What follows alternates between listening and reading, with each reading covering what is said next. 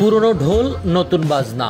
দীর্ঘদিন ধরে আওয়ামী লীগ ও তাদের দোসররা বলে আসছে বিএনপি আমলে নাকি বাংলাদেশ ৫ বার দুর্নীতিতে চ্যাম্পিয়ন হয়েছিল। কিন্তু আসল তথ্যটা কি? তথ্যের ভিতরে ঢুকলে দেখা যায় এর পেছনে রয়েছে ভিন্ন গল্প। ১৯৯৫ থেকে ২০১২ সাল পর্যন্ত ট্রান্সপারেন্সি ইন্টারন্যাশনাল দুর্নীতির ধারণা সূচক সিপিআই প্রকাশ করত এক ভিন্ন পদ্ধতিতে। বাংলাদেশ এই সূচকে প্রথম যুক্ত হয় ২০০১ সালে।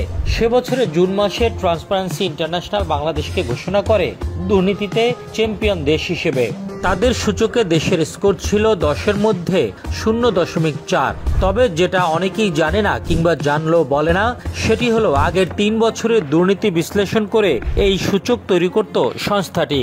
অর্থাৎ হাসিনার শাসনামলের ৩ বছরের দুর্নীতির কারণে ২০০১ সালে দুর্নীতিতে চ্যাম্পিয়ন হয় বাংলাদেশ।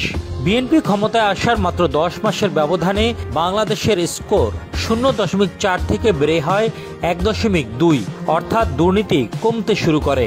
২০০৩ সালে স্কোর ১.৩, ২০০৪-এ ১.৫, ২০০৫-এ ১.৭ এবং ২০০৬ সালে বেড়ে দাঁড়ায় ২.০।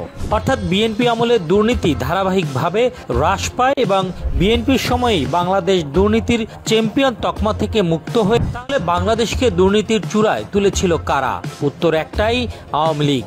আর দুর্নীতি কমিয়েছিল বিএনপি সরকার। তবু এই তথ্য বেশিরভাগ গণমাধ্যমে আসেনি কখনো। প্রোপাগান্ডা ছড়িয়ে মানুষের মনে গেঁথে দেওয়া হয়েছে বিএনপি আমলেই দুর্নীতি ছিল চূড়ান্ত রূপে। বাস্তবতা বলছে সম্পূর্ণ উল্টো কথা। আওয়ামী লীগ আমলে বাংলাদেশের অবস্থা নিচ থেকে ২৫ থেকে ৩০টি দেশের উপরে উঠে আসে।